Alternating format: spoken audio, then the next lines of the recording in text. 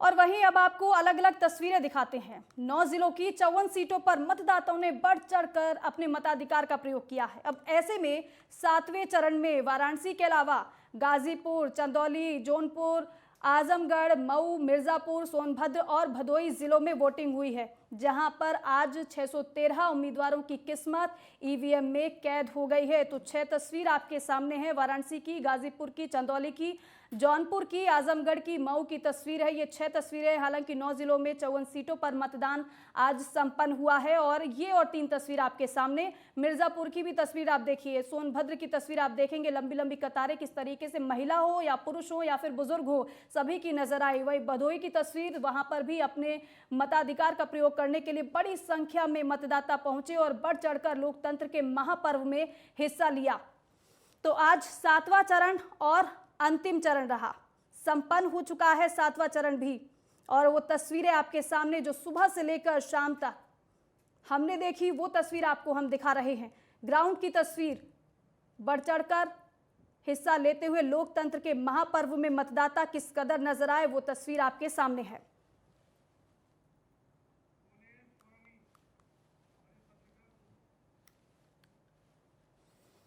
तो देखिए, 7वां चरण संपन्न हो चुका है। अब तमाम कयासों के बीच अब चर्चा करेंगे। वरिष्ठ पत्रकार हमारे साथ जुड़ चुके हैं, मनीष शुक्ला जी वरिष्ठ पत्रकार है, हमारे साथ जुड़ चुके हैं। इसी के साथ ही गुलेश स्वामी जी भी हमारे साथ जुड़ चुके हैं। आप दोनों का ही बहुत स्वागत है नेटवर्क 10 पर सर। और मनीष जी, एक बार फिर से हम चर्चा कर रहे हैं। और देखिए, आज तो 7वां चरण रहा और 7वां चरण भी संपन्न हो गया है। 5 बजे का आंकड़ा हमारे सामने आ चुका है, 54% के करीब 5 बजे तक का आंकड़ा ये बयां कर रहा है। इस पर सबसे पहले आपका रिएक्शन, आपकी टिप्पणी क्या रहेगी? देखिए, जो अब तक का पूरा समरी खत्म हो गया है। 403 जो अपने जो सीटें हैं, सबके लिए मतदान हो चुका है और सबके मन में केवल एक ही सवाल है। मतदाता ने पूरे इस पर्व को जोश से मनाया और ये देखिए, जब 6 बज जाएंगे उसके बाद में निश्चित रूप से हम फर्स्ट डिवीजन में पास होंगे। 60% के आसपास जो रहेगा वो मतदान होना चाहिए। इस तरह से लोग निकले हैं और लग रहा था बीच में, शुरुआत में जैसा लगा था कि मतदान बहुत धीमे होगा, स्लो होगा, तो वैसा नहीं हुआ। एक अच्छा लोगों ने रिस्पांस दिया है, पब्लिक ने अपनी जागरूकता समझी है, मतदान के अधिकार का प्रयोग किया है और उन्होंने अपने अधिकार को सही ढंग से प्रयोग किया है। ये जनता अब दिखा रही है कि वो मतदान केंद्रों तक गई है, तो सत्ता का रास्ता भी अब खुल गया है। 403 सीटों के लिए पूरा होने के बाद में अब ये देखा जाएगा कि लोग, चर्चा यही, आज दिन भर यही चर्चा रही है कि भाई डबल इंजन की सरकार बनेगी या अखिलेश की बहार होगी। तो अब ये देखना है कि 10 मार्च को क्या होता है। लेकिन एग्जिट पोल अभी से उन्होंने अपने अपने जो है पूरा सर्वे दिखाने शुरू कर दिए, एक माहौल बनाना शुरू कर दिया है और जनता अब केवल इसलिए इंतजार कर रही है कि सरकार किसकी बनेगी। गुलेश जी, 7वें चरण का मतदान प्रतिशत 5 बजे तक का बयां कर रहा है कि 54% से ज्यादा मतदान हुआ है। कैसे देख रहे हैं आप इसको? क्या संकेत देते हुए ये मतदान प्रतिशत नजर आ रहा है? गुलेश जी, आवाज पहुंच पा रही है आप तक मेरी? तो मैं ये कहना चाहूंगा कि ये जो हाँ बिल्कुल आ रही है जी दीपिका। मैं कहना ये चाहूंगा, ये जो 7वां फेज है अंतिम, ये काशी खास तौर से ये प्रधानमंत्री नरेंद्र मोदी जी का संसदीय क्षेत्र है और काशी इस दौर में, ये 7वें चरण में कई बड़े नेताओं की प्रतिष्ठा दांव पर है। खासतौर से काशी में प्रधानमंत्री नरेंद्र मोदी जी की, क्योंकि पिछली बार 2017 में सभी सीटें बीजेपी प्लस उनके सहयोगी संगठनों ने जीती थी। इसी तरह से जो है दूसरा जो महत्वपूर्ण क्षेत्र है आजमगढ़, जहाँ से सांसद हैं अखिलेश यादव जी, तो स्वाभाविक है कि उनकी प्रतिष्ठा भी दांव पर है। और तीसरी जो सीट है मल्हनी, जौनपुर में पड़ती है, जहां स्वयं मुलायम सिंह करहल के बाद स्वयं मुलायम सिंह जी गए थे और वो यादव बहुल सीट है। तो कहने का तात्पर्य ये है कि यहाँ, और मिर्जापुर में केंद्रीय मंत्री अनुप्रिया पटेल जो बीजेपी की सहयोगी है, इन सब की प्रतिष्ठा दांव पर लगी हुई है। और देखना ये होगा कि ऊंट किस करवट बैठता है। जहां तक मुद्दों की बात है तो बीजेपी के पक्ष में जो चीजें हैं, जैसे काशी में जो है काशी विश्वनाथ कॉरिडोर जो बना है और पूर्वांचल एक्सप्रेस वे जो पूरे पूर्वांचल को प्रभावित करता है जी।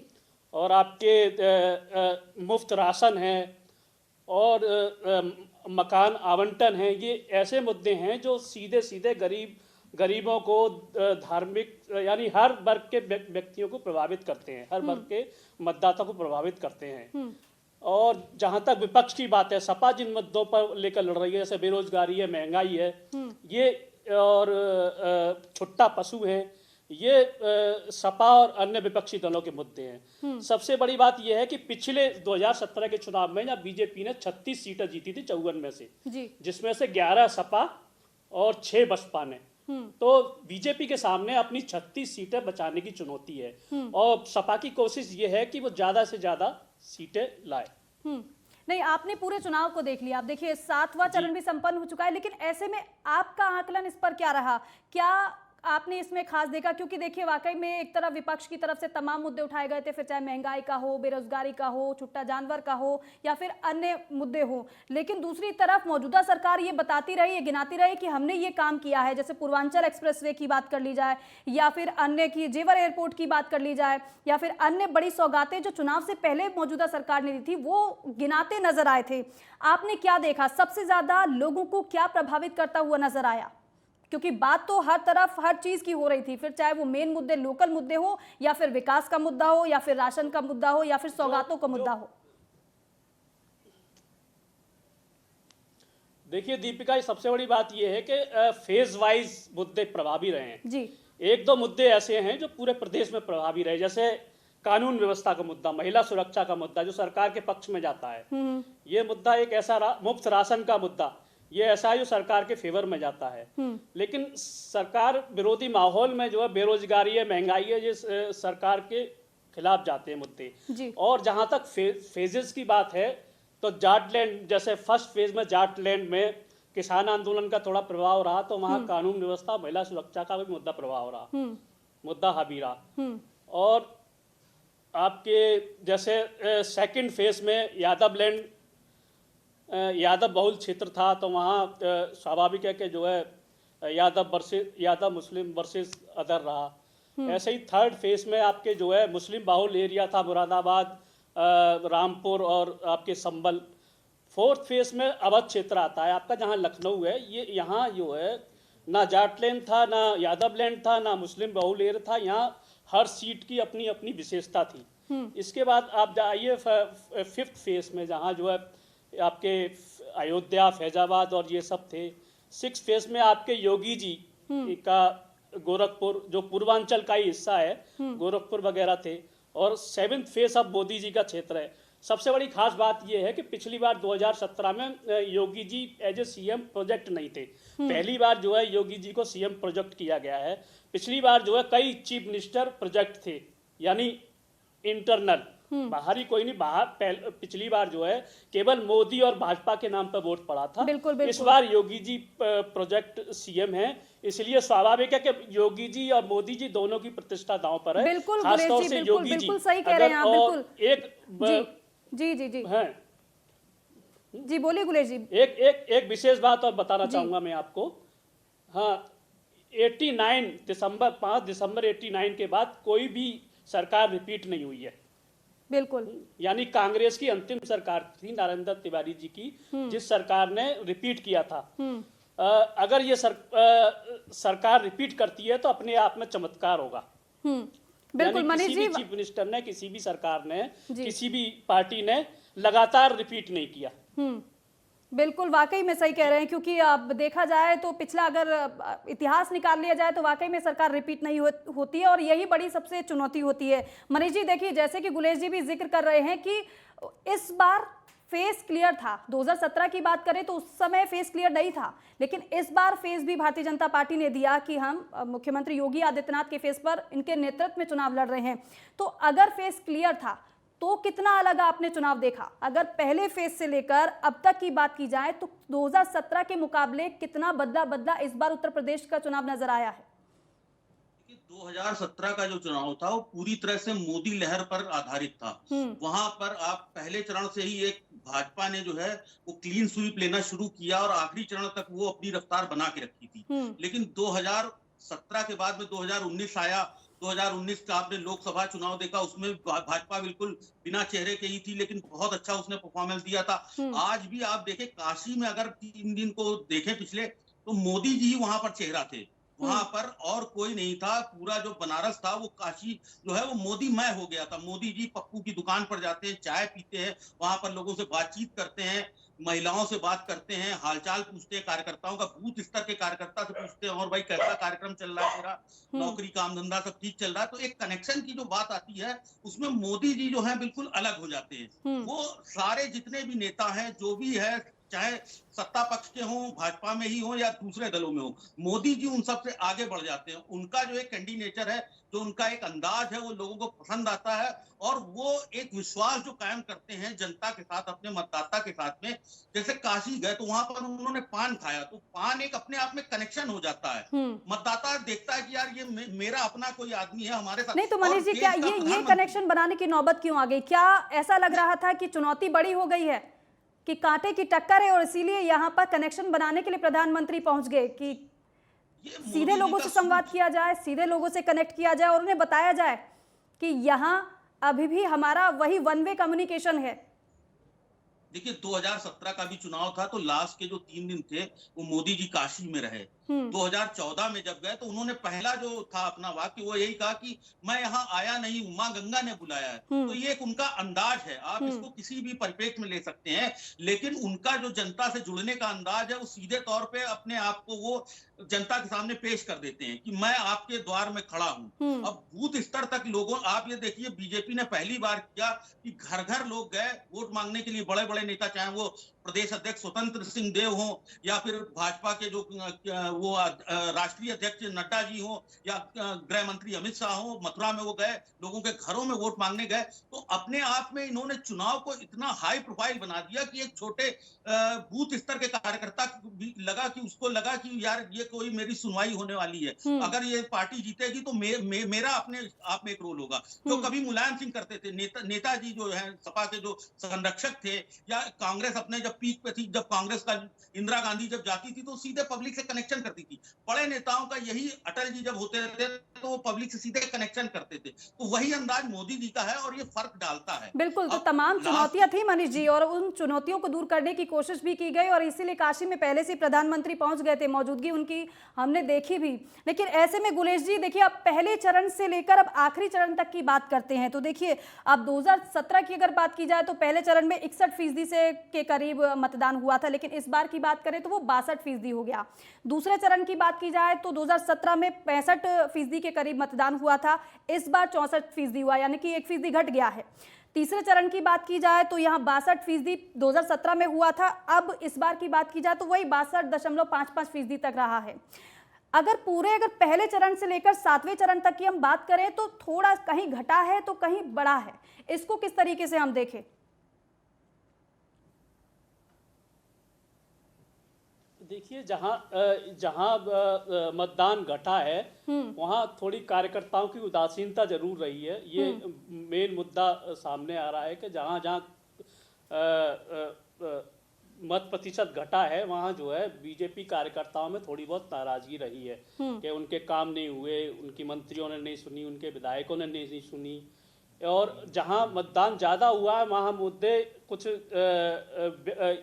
स्थानीय मुद्दे हावी रहे हैं, उन मुद्दों को लेकर के बढ़ चढ़ के लोगों ने ज़्यादा प्रतिशत मतदान किया। दीपिका, एक मैं खास बात इस चरण की सबसे बड़ी बात आपको बताना चाहूँगा कि कुछ चर्चित सीटें हैं इस चरण में जो बाहुबली लड़ रहे हैं। जैसे मुख्तार अंसारी जेल में हैं और उनके बेटे इस बार चुनाव लड़ रहे हैं, मऊ सदर से लड़े हैं अब्बास अंसारी, मऊ सदर सीट से। और ये उनके लिए बड़ी चुनौती है क्योंकि इस परिवार का लगातार कब्जा रहा है इस सीट पर। दूसरी सीट है आपके जो है धनंजय सिंह, जो जिनको नीतीश कुमार ने टिकट दिया है, मलानी सीट जौनपुर में। तीसरी सीट है विजय मिश्रा की, जो ज्ञानपुर भदोई में। ऐसे ही आपके ब्रजेश सिंह, बाहुबली ब्रजेश सिंह के भतीजे सुशील सिंह चुनाव लड़ रहे हैं। इसी तरह आपके कई बाहुबली इस बार जो है पूर्व सांसद रमाकांत यादव पहले बीजेपी जो मुलायम सिंह के खिलाफ भाजपा से सांसद का चुनाव लड़े थे और मुलायम सिंह से बहुत कम मतों से हारे थे, इस बार वो सपा से आजमगढ़ से अपनी किस्मत आजमा रहे हैं। इसी तरह जो है आपके कृष्णानंद राय जिनकी हत्या का आरोप जो है मुख्तार अंसारी पर लगा था, उनकी पत्नी अलका राव इस बार जो है मैदान में है फिर से। और ये जो समीकरण चेंज की बात है, जहाँ तक ओम प्रकाश राजभर जो कभी बीजेपी के साथ थे, वो इस बार जो है सपा के साथ है और वो खुद चुनाव लड़ रहे हैं आपके गाजीपुर से। और नहीं तो गुलेश जी देखिए, एक तरफ तो जिन बाहुबलियों का जिक्र आप कर रहे हैं, लेकिन दूसरी तरफ देखिए अब इस बार बुलडोजर भी खूब चर्चा में रहा है और ऐसे में ये भी कहा गया है कि बाहुबलियों की जो अवैध संपत्तियां रही उन पर भी खूब बुलडोजर चलाया गया और खूब चर्चा इस पर हुई है। इसका क्या प्रभाव देखने को मिला है? क्या इससे समीकरण कुछ बदले हैं क्या? हाँ बिल्कुल बिल्कुल, ये मुद्दा जो है योगी के पक्ष में जाता है। खासतौर से अब तो वो बुलडोजर बाबा के रूप में भी प्रचारित होने लगे हैं और विपक्ष भी उनको बुलडोजर बाबा कहता है और ये उनके लिए सकारात्मक पहलू है, बुलडोजर बाबा की छवि बनना। और कानून व्यवस्था जो मैं बता रहा हूँ कि कानून व्यवस्था सरकार का बहुत बड़ा सकारात्मक पहलू है।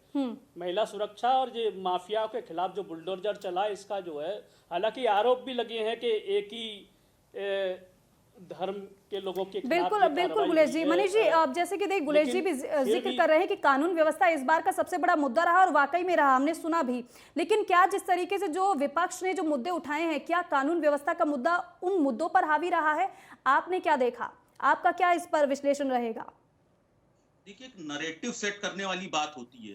भाजपा का कोई भी मुख्यमंत्री हो, कानून व्यवस्था, सुशासन, ये इनके प्रमुख मुद्दे एक होते हैं। शुरू से कल्याण सिंह थे, तब कल्याण सिंह का एक दौर था, वहां पर आप ये समझिए कि सीधे थाने तक से संपर्क था और वहां पर जो कानून व्यवस्था थी पूरे प्रदेश में एक उदाहरण मानी जाती थी। उस कानून व्यवस्था को बेहतर करने का काम अगर किसी ने किया है तो वो आज भी लोग मायावती का कार्यकाल याद करते हैं। बसपा प्रमुख मायावती ने अपने कार्यकाल में 2007 से लेकर 2012 तक कानून व्यवस्था की ऐसी एक उदाहरण पेश किया कि लोग उनको मानने लगे कि भाई ये भी सुशासन में बहुत मतलब इन्होंने एक स्ट्रिक्ट प्रशासक है। और जैसे ही योगी जी आए, पहले दिन से उन्होंने एक्शन लेना शुरू किया। तो सचिवालय गए, वहां पर उन्होंने तुरंत कार्रवाई की, उसके बाद बाहर निकले और फिर विकास दुबे का जो इतना बड़ा कांड हुआ, तो जब गाड़ी जब पलटाई गई तो अपने अपने लोगों ने कयास लगाए, तरह तरह की चर्चाएं हुई। लेकिन आम जनता में जो संदेश गया, एक नरेशन जो मिला, वो ये मिला कि भाई कानून व्यवस्था के उस पर पहलू पर कभी भी ये कोई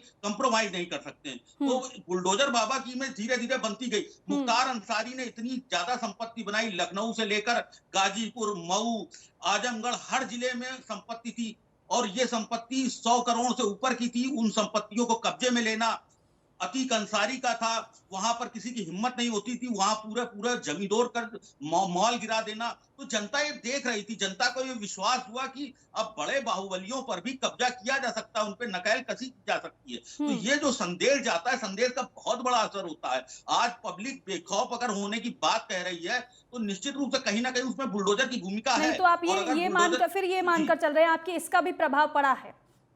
निश्चित रूप से सुरक्षा व्यवस्था उत्तर प्रदेश के लिए हमेशा से एक बहुत बड़ा मुद्दा रहा है। आप देखती होंगी पिछले कार्यकाल में कई घटनाएं ऐसी अपहरण की हुई है, रोड रेज की हुई है। लेकिन मनीष जी ये मुद्दे तो बेरोजगारी के भी उठाए गए हैं, मुद्दे तो रोजगार के भी उठाए गए हैं, मुद्दे तो छुट्टा जानवर के भी उठाए गए हैं। नेटवर्क 10 की टीम खुद ग्राउंड जीरो पर पहुंची थी और जहां पर विकास भी मुद्दा था तो छुट्टा जानवर भी मुद्दा था, जहां पर कानून व्यवस्था भी मुद्दा था तो दूसरी तरफ रोजगार भी मुद्दा था। छुट्टा जानवर इस बार का बहुत ही साइलेंट मुद्दा है, जो बहुत तेजी से एकदम से पहले चरण से शुरू हुआ है और 7वें चरण आते आते छुट्टा जानवर एक बहुत बड़ा मुद्दा बन गया। स्थानीय स्तर पर इतनी चर्चा रही है, गांवों में वोटिंग परसेंटेज हाई रहा है, लेकिन मतदाता ने वहां ये कहा है कि हमारे खेतों की सुरक्षा कौन करेगा। पूरा खेत चर जाते हैं, जो जानवर होते हैं, जंगली जानवर होते हैं या जो छोड़ दिए जाते हैं। तो इसमें भी एक बड़ी विवाद की स्थिति है। सरकार ने अपने आप में, योगी जी ने बीच में कहा कि हम इस मुद्दे को देखेंगे, लेकिन ये चुनाव में एक मुद्दा है और इससे नकारा नहीं जा सकता है। जनता अपने इसका प्रभाव भी 7वें चरण में देखने को मिला। बिल्कुल पड़ेगा। गुलेश जी अभी तक के चरणों की अगर हम बात कर रहे हैं तो आपको कौन सा चरण सबसे ज्यादा दिलचस्प नजर आया और कौन सा चरण आपको ऐसा लगा कि जहां पर पिछली बार की अपेक्षा बदले समीकरण नजर आए हैं और किसके लिए कड़ी चुनौती आपने देखी?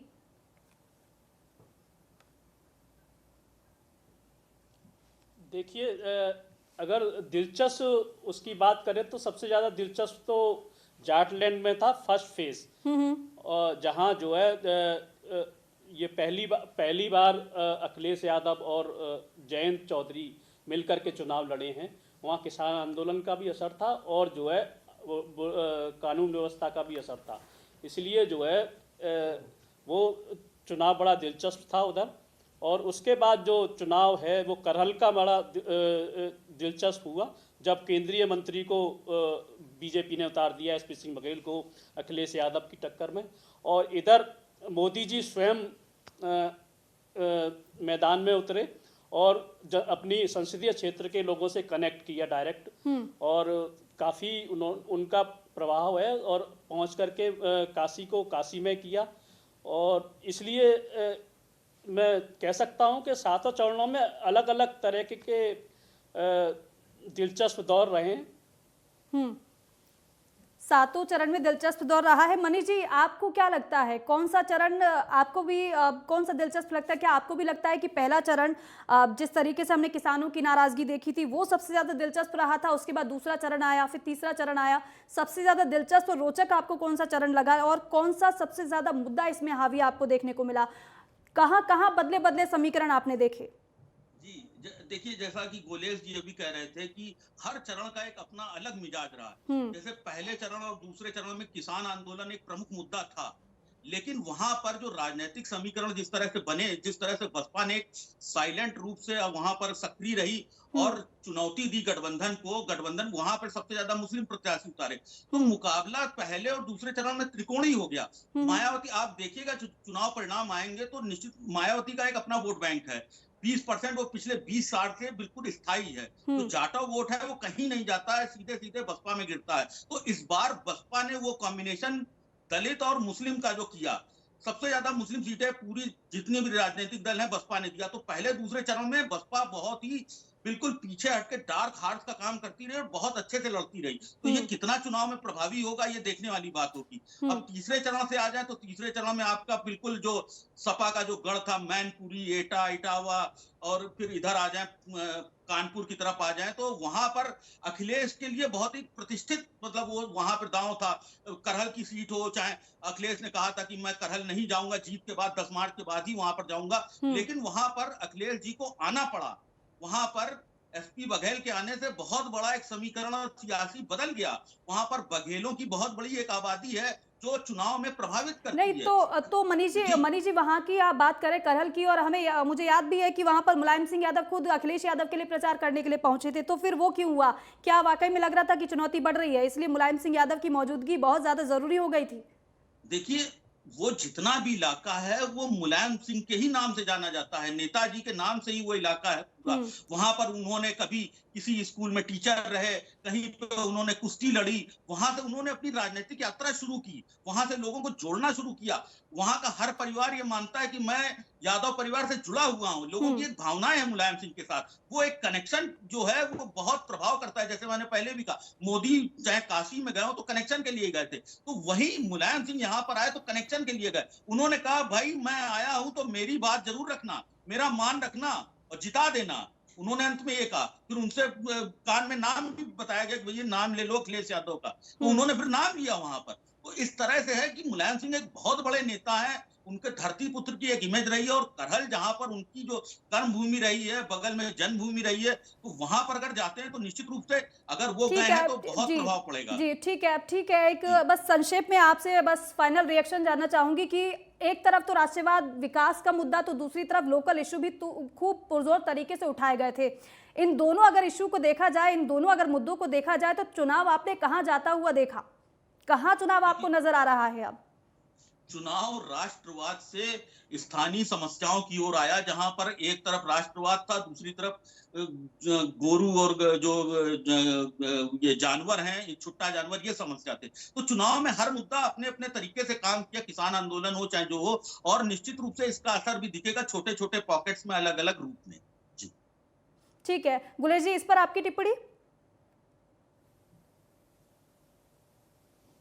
मैं कहना चाहूँगा कि राष्ट्रवाद और हिंदुत्व, ये सबसे बड़ी चीज़ ये है कि इस बार विपक्षी नेताओं को भी, यानी प्रियंका गांधी और अखिलेश यादव को भी अपने ये दर्शाना पड़ा कि हम भी हिंदू हैं। मंदिर मंदिर उनको जाना पड़ा, और काशी में मोदी जी के बाद जो है अखिलेश यादव ने खुद महामृत्युंजय मंदिर में दर्शन किए, पूजा अर्चना की, काल भैरव के दर्शन किए। प्रियंका गांधी ने खुद काशी विश्वनाथ में जाके पूजा अर्चना बिल्कुल, की। तो यानी कि मुद्दों के साथ साथ प्रतीकों की भी राजनीति विपक्ष को भी करनी पड़ गई यहाँ पर। इसीलिए हमने देखा भी कि काशी में फिर चाहे अखिलेश यादव हो या फिर प्रियंका गांधी हो, राहुल गांधी हो या फिर भारतीय जनता पार्टी हो, सभी लोग वाराणसी में ही नजर आए थे और हमने देखा भी इसको। बहुत बहुत शुक्रिया आप दोनों का हमसे चर्चा करने के लिए, बातचीत करने के लिए, अपना कीमती समय हमें देने के लिए। तो अब देखिए 7वें चरण का मतदान भी संपन्न हो चुका है। ईवीएम में सभी प्रत्याशियों की किस्मत कैद हो चुकी है। अब बस इंतजार सभी को है 10 मार्च का, जब ईवीएम का पिटारा खुलेगा और जब पता चलेगा कि कौन होगा उत्तर प्रदेश का सरताज।